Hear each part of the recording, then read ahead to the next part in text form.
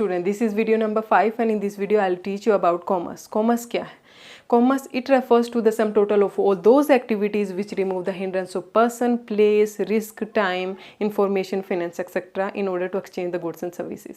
कहने का मतलब है कि जब आप goods and services का exchange करते हैं तब जिस भी टाइप की प्रॉब्लम हो, चाहिए वो प्रॉब्लम रिलेटेड हो, जो हिंड्रेंस रिलेटेड हो, पर्सन से, प्लेस से, टाइम से, ये सारे के सारी हिंड्रेंस दूर कर दी जाएंगी किसकी मदद से?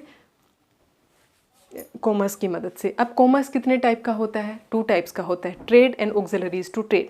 Now what is trade? Trade means purchase and sale of goods and services with a profit motive, खरीदना गुड्स एंड सर्विसेज को और बेच देना किससे? प्रॉफिट मोटिव से। उसके बाद है ऑक्सिलरीज टू ट्रेड। क्या है? Auxiliaries to trade means to help the trade, exchange of goods and services की मतलब क्या करना? मदद करना। To remove the hurdles coming in the path of the trade, जितने भी हर्डल आते हैं किसके पाथ पे? ट्रेड करते टाइम जो भी हर्डल आएंगे उनको रिमूव करने का काम ऑक्सिलरीज टू ट्रेड के द्वारा किया जाता है। अब ट्रेड कितने तरीके का होता है? क्वेश्चन अराइज होता है। ट्रेड स्टूडेंट्स 2 टाइप का होता है, एक होता है होम ट्रेड और एक होता है फॉरेन ट्रेड। होम ट्रेड क्या है? Home trade means when the purchase and sale of goods and services within the boundaries of the country then it is known as home trade, and when the purchase and sale of goods and services cross the boundaries then it is known as foreign trade. Home trade में क्या है? ये 3 level का होता है, या तो local level होगा, या स्टेट लेवल होगा, या इंटर स्टेट लेवल होगा। लोकल लेवल में क्या है? When the purchase and sale within the village, town और डिस्ट्रिक्ट, विलेज और टाउन के अंदर परचेज एंड सेल हो रहा है तो वो लोकल ट्रेड है।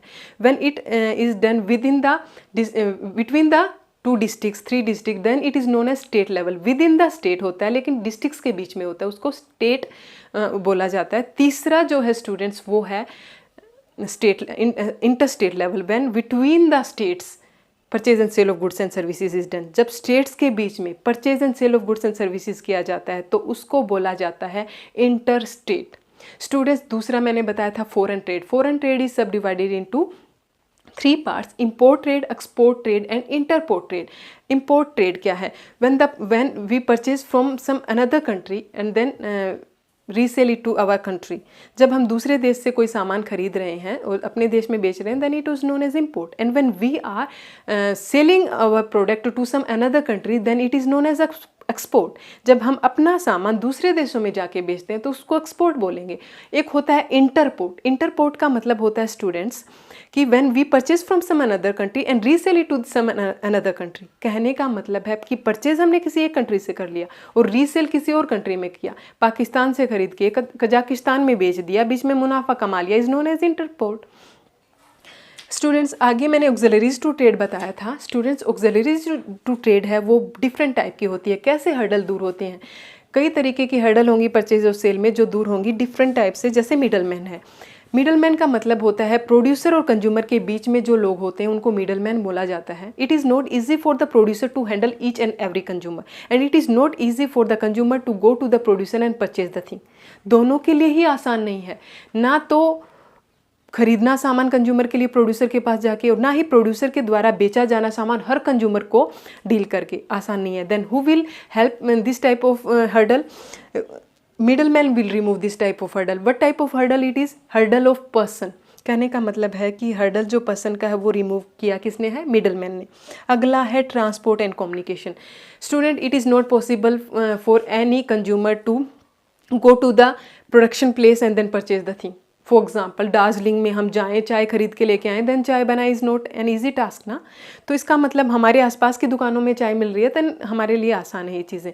किसने आसान की? ट्रांसपोर्टेशन ने। और हमें ज़रूरत थी और ये ज़रूरत प्रोड्यूसर तक पहुंची है और प्रोड्यूसर को पता है कि मतलब कितने कंज्यूमर है। ये इन्फॉर्मेशन किसने दी? कम्युनिकेशन से। कम्युनिकेशन मीन्स किससे?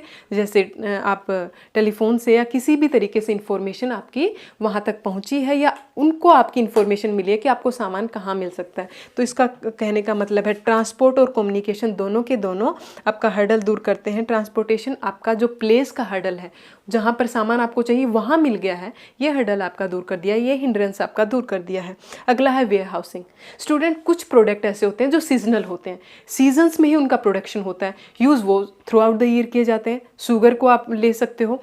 कहने का मतलब है कि ऐसे प्रोडक्ट्स के लिए क्या किया जाता है? टाइम गैप, टाइम जो हिंड्रेंस है वो दूर किया जाएगा वेयर हाउसिंग से। टाइम गैप क्या होता है? For example, when you are required, then you can purchase the goods from the producer. जब आपको ज़रूरत पड़ेगी तब आपको प्रोड्यूसर से वो गुड्स वगैरह आपको मिल जाएंगे, क्योंकि वो वेयर हाउसिंग में है। ये हिंड्रेंस जो टाइम का है ये दूर किया है वेयर हाउस ने, क्योंकि वो बना 3 महीने था, बेचा गया 12 महीने है, और वो कैसे मिला आपको? वेयर हाउसिंग में वो स्टोर था। अगला है banking. Finance is the backbone of the business. Finance backbone होता है बिजनेस की, और for finance is not an easy thing which can be available how much amount it is required for any businessman. ये इतना easy नहीं है कि जितना चाहिए उतना मिल जाए। तो ये जो हिंड्रेंस है, फाइनेंस से रिलेटेड हिंड्रेंस, ये बैंकिंग फैसिलिटीज़ के द्वारा दूर किया जाता है। There are various banks which will provide you this type of facilities. और दूसरा तो अगर आप बिजनेस कर रहे हो, इंटरपोर्ट कर रहे हो, एक्सपोर्ट कर रहे हो, इम्पोर्ट कर रहे हो तो आपको लेटर ऑफ क्रेडिट की ज़रूरत पड़ती है। तो इन सारी चीज़ों में बैंकिंग फैसिलिटीज़ आपको चाहिए होती हैं। अगला है एडवर्टीजमेंट।